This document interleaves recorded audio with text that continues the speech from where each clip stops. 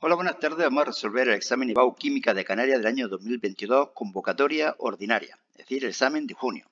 Como siempre, vamos a dedicar más tiempo a las preguntas de resolución de problemas y menos a las teóricas. La primera es de este último tipo y la comentamos muy brevemente. Dice la especie A2 negativo y B2 positivo tienen la misma configuración electrónica, esa que veis ahí, que como veis es de 18 electrones y por lo tanto corresponde a la del argón. A negativo será por lo tanto la del elemento que está delante del argón, puesto que al captar un electrón se transforma o adquiere la configuración de gas noble. Será por lo tanto el cloro. Mientras que el B2 positivo, que tiene también la misma configuración electrónica, corresponderá al calcio 2 positivo. ¿Se podría afirmar, por lo tanto, que A negativo y B2 positivo tienen igual número de protones? Evidentemente falso, porque tienen el mismo número de electrones. B. Razón en base a su configuración electrónica del grupo y periodo al que pertenecen A y B. Bueno, aquí tenéis la explicación. El cloro, grupo 17, periodo tercero, calcio, grupo segundo, periodo cuarto. ¿Cuál de ellos tendrá una mayor afinidad electrónica? El que tiene más apetencia por captar un electrón, que es el cloro. Y nombre o formule los siguientes compuestos. Serían ácido fosfórico, trióxido de hierro u óxido de hierro 3, hidróxido de cobalto 3 o trihidróxido de cobalto, HNO2 y Na2SO4. Casi nada. Pasamos. Para las moléculas de SiF4 y ASH3, represente el diagrama de Lewis de las dos moléculas. Aquí la tenéis. ¿De acuerdo? Razón en la geometría de ambas moléculas. Esta es la geometría tetraédrica y piramidal trigonal. Nos basamos en la teoría de la repulsión de los pares de electrones de la capa de valencia, lo que dice que los pares de electrones que rodean al átomo central se separan lo máximo posible. En este caso, la configuración, la geometría electrónica en ambos casos es tetraédrica, que coincide en el caso del tetrafluoruro de silicio, pero no en el caso del arsano. Aquí falta un enlace y por lo tanto la geometría es piramidal trigonal. Siguiente pregunta, siguiente apartado, justifique si son polares o apolares. Evidentemente el primer caso es apolar, se anulan estos momentos dipolares, pero en el caso del arsano no. Además aquí hay un orbital con dos electrones, por lo tanto esta molécula sí sería polar. Nombre o formule los siguientes compuestos. Aquí tenemos el hidrógeno selenato de potasio. Este sería el dióxido de calcio o peróxido de calcio, H3PO4, fosfano, que es el pH3, y el trihidróxido de oro o hidróxido de oro 3. Pasamos. Existen dos alcoholes y un éter con la misma fórmula molecular, C3H8O. Fijaros que el número de hidrógeno es el doble más 2 del número de carbono. Y por lo tanto, no hay ninguna insaturación, no hay ningún doble enlace. El oxígeno no se tiene en cuenta, ¿de acuerdo? No hay ninguna insaturación y por lo tanto los tres compuestos son el propan 1-ol, el propan 2-ol y el etil, metil, éter. B. Nombre y formule el producto orgánico que se obtiene al deshidratar el 1-metil-1-ciclohexanol. Bueno, pues se elimina agua y se forma este compuesto que sería el 1-metil-ciclohexeno. C. Nombre o formule los siguientes compuestos. Este sería el 1, el metilpropanamida. Este de aquí es dos carbonos y hay tres grupos de hidroxilo. Sería por lo tanto el 1,1,2 trietanotriol. O etano 1,2 triol. Es que se puede nombrar de dos formas, ¿de acuerdo? El tercero, 3-oxopentanal. Aquí lo tenemos, el pentanal, y en el 3, un grupo carbonilo. 4, 3-metil 2-penten 1-ol. 3-metil 2-penten 1-ol. Y por último, 2,5-dimetilfenol. Este sería el fenol, 2,5-dimetil. Carbono 1, 2, 3, 4, 5 y 6. Pasamos. Formule y nombre los compuestos que se forman e indique también el tipo de reacciones que son. Bueno, aquí tenemos el metanol con ácido clorhídrico, se produce una sustitución, se obtiene el clorometano y es una reacción de sustitución. 2-metil, 2-buteno, que sería este compuesto, reacciona con ácido clorhídrico y se obtienen en principio dos compuestos, el 2-cloro-2-metilbutano y el 2-cloro-3-metilbutano. ¿De acuerdo? En mayor proporción, siguiendo la regla de Markovnikov, aquel que hace que el hidrógeno vaya al carbono que ya tiene más hidrógeno. Por lo tanto, este de aquí sería el que se obtiene en mayor proporción. B. Indique cuáles de los siguientes compuestos orgánicos presenta isomería cis-trans.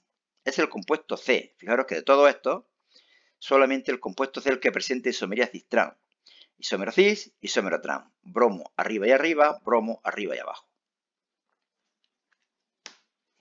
C. Indique si alguno de los compuestos del apartado B posee isomería óptica. Ninguno de los compuestos presenta isomería óptica. Fijaros que tendría que haber algún carbono asimétrico y no hay ninguno. ¿De acuerdo? Y D. Nombre o formule los siguientes compuestos. Bueno, ahí tenemos la tira y aquí tenéis la solución. ¿De acuerdo? Así que, ¿para qué me voy a enrollar más? Podéis pausar el vídeo y leerlo vosotros con detenimiento. Pasamos. ¿Por qué pongo esta imagen? Isomería óptica. Enantiómero. Imagen especular. ¿Os suena? Tercero, en un recipiente de 10 litros hay que recordar que para calcular la concentración tenemos que dividir el número de moles por 10. Se introducen 0,61 moles de dióxido, 0,39 de hidrógeno, calentamos y se establece ese equilibrio. Cuando se realiza la mezcla se observa que se encuentran 0,35 moles de dióxido de carbono. Bueno, estos son los que hay en un principio, 0,61, 0,39. Se llega al equilibrio, 0,61 menos x, x y x. Fijaros que delante de la x siempre va el coeficiente estequiométrico, lo que pasa que en este caso es 1, 1, 1 y 1. Pero nos dicen también que de dióxido de carbono hay 0,35. Por lo tanto, si 0,61 menos x igual a 0,35, podemos calcular x y por lo tanto el número de moles de todas las sustancias, que son estas de aquí. Caso C, concentraciones, productos, concentraciones reactivos, divido por 10 estos valores y obtengo un valor de 1,49. Si se me olvida dividir por 10, obtengo el mismo resultado. Pero no estaría bien hecho el ejercicio bajo mi punto de vista, aunque se obtenga el mismo resultado, puesto que estamos dividiendo por 10 y por 10 el numerador y por 10 y por 10 en el denominador, se obtiene lo mismo, pero no está hecho con corrección. C. Experimentalmente se comprueba que la reacción es de orden 1 para el CO2 y de orden 2 para el hidrógeno. Escriba la expresión de la ecuación cinética. Bueno, una chorrada. Velocidad siempre igual a la constante por las concentraciones de los reactivos elevado a unos coeficientes que no sabemos, pero nos lo dicen. 1 y 2. Pues listo, papeles. 3b. Disolvemos hidróxido de cobre 2 en agua hasta obtener una disolución saturada a una temperatura dada. La concentración de ion hidroxilo es 2,29 por 10 elevado a menos 7. Esa será la solubilidad, porque fijaros que en el equilibrio la concentración de la de cobre es la solubilidad. La de ion hidroxilo es el doble de la solubilidad. Por lo tanto, la concentración de cobre será la mitad de la concentración de ion hidroxilo, lo deducimos de los coeficientes estequiométricos, y por lo tanto 2,29 por 10 elevado a menos 7 entre 2. Este valor de aquí. Calcular la constante del producto de solubilidad, que es igual al producto de las concentraciones elevadas a sus coeficientes estequiométricos. Lo conozco todo, ¡pum! Y C. Razones que sucederá si a la disolución le añadimos una cierta cantidad de una sal muy soluble como el cloruro de cobre 2. Efecto del ion común. Cuando aumenta la concentración de uno de los iones, tiene que disminuir la concentración del otro ion y por lo tanto disminuye drásticamente la solubilidad. 4a. Tenemos una disolución de hidróxido de sodio 0,1 molar. Calcule el pH. Bueno, el hidróxido de sodio es una base fuerte, por lo tanto, totalmente disociada. Y por lo tanto, la concentración de ion hidroxilo será también 0,1. Calculamos el pOH, calculamos el pH y nos da un valor de 13. Recordar, pH básico entre 7 y 14, normalmente. B. El valor de pH obtenido cuando a 500 mililitros de la disolución anterior le añadimos 100 mililitros de clorhídrico 0,1 molar. Se establece esta neutralización, esta ecuación, esta reacción, que es una neutralización. Hidróxido de sodio más clorhídrico, sal más agua. Pero ¿qué ocurre? Que parte del hidróxido de sodio se va a neutralizar con el clorhídrico, pero no todo. Calculamos el número de moles de hidroxilo, 0,05. Moles de ion hidróneo, que es el mismo que moles de ácido clorhídrico que hemos puesto. Molaridad por volumen, 0,01. Neutralización, por lo tanto, queda hidroxilo, 0,04. Divido por el volumen total, que es 0,6 litros, y obtengo la concentración de ion hidroxilo. Logaritmo, cambiamos de signo y se lo restamos hasta 14. 12,83. Como veis, el pH se acerca algo a 7, hasta la neutralidad. Antes estaba en 13 y ahora está en 12,83. C. El volumen de ácido o base, 0,1 molar, que hay que añadir a la disolución del apartado B, es decir, la que ya habíamos añadido 100 mililitros de clorhídrico, para su neutralización completa. Bueno, pues es evidente que si tenemos 500 mililitros 0,1 molar de hidróxido de sodio, necesitaremos 500 mililitros de clorhídrico 0,1 molar. Como ya habíamos añadido 100, pues me quedarán por añadir 400. Aquí tenéis explicado de otra forma, pero bastante fácil el apartado. 4b. Se añaden 7 gramos de amoníaco a la cantidad de agua necesaria para obtener 500 mililitros. Calcule el grado de disociación del amoníaco. Esta es la reacción del amoníaco en agua. El amoníaco es una base, capta por lo tanto un protón y se transforma en ion amonio más iones hidroxilo. Concentraciones, ya sabéis, C1 menos alfa, C alfa, C alfa. Me dan los datos para calcular la concentración inicial de amoníaco. Masa, masa molar, volumen, 0,82 molar. La constante K sub B, que me la dan, y para algo la tendré que utilizar, es igual al producto de las concentraciones de los productos dividido por la concentración del reactivo, del amoníaco. Aquí lo pongo todo en función de la concentración y alfa y despejo alfa. Me da un valor de 0,0047. Recordar siempre que alfa está entre 0 y 1 y normalmente es un valor pequeño, por lo menos en las bases y en los ácidos débiles. Hemos despreciado aquí alfa con respecto a 1, puesto que es una base débil y por lo tanto alfa va a ser bastante más pequeño que 1, como hemos comprobado aquí. Y apartado B, el pH de la disolución resultante. Sabemos la concentración de iono hidroxilo, que es C por alfa, calculamos el pOH y calculamos el pH. 11,59, disolución básica entre 7 y 14. Penúltimo ejercicio. Para la siguiente reacción de oxidación-reducción, aquí tenemos esta reacción, ¿qué especie es la oxidante y cuál es la reductora?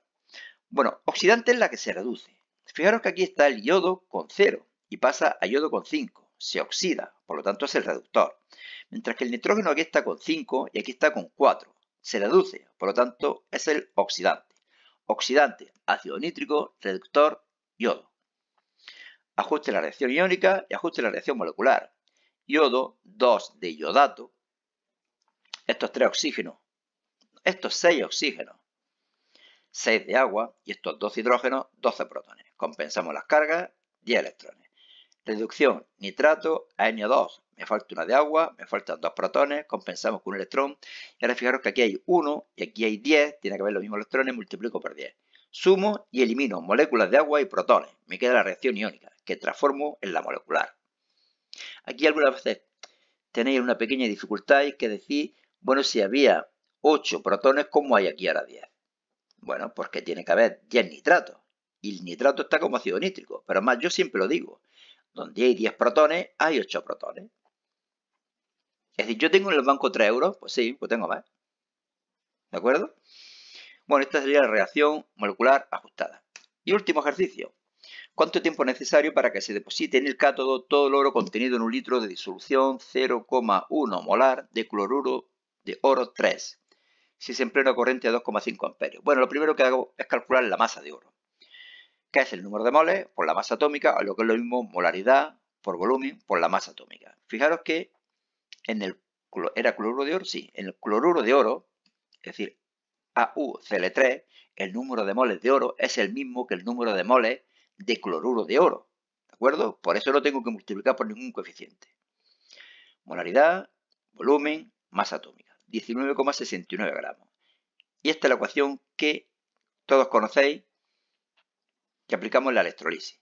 Despejamos el tiempo, lo conocemos todos, sustituimos, calculamos y tenemos un valor de 11.578 segundos. B. ¿Qué volumen de cloro, medido a una presión tal y temperatura tal, se desprenderá en el ánodo? ¿Cuáles son las dos reacciones? La del cátodo, siempre, la reducción de oro 3 a oro. En el ánodo, oxidación de cloruro a cloro. 2 electrones, 3 electrones, multiplicamos por 2 y por 3 y obtenemos esta reacción ajustada. Número de moles de oro, 0,1. Número de moles de cloro, los de oro, entre 2 y por 3, los que obtenemos de cloro. Los de oro, que eran 19,69, perdón, 0,1, 0,1 entre 2 por 3. 0,15 moles obtenemos de cloro. Aplicamos la ecuación de los gases ideales y obtenemos un valor de 3,76 litros. Y listo, papeles. Fijaros que aquí ya tenemos preparado el de julio, para cuando lo haga, lo podemos colgar en el canal, pero fijaros que en este blog, selectividadjosecuencablogspot.com, tenemos todos los exámenes que estamos colgando en el canal. Por lo tanto, yo creo que es más cómodo estudiar por el blog que en el canal. Bueno, suerte y hasta otra.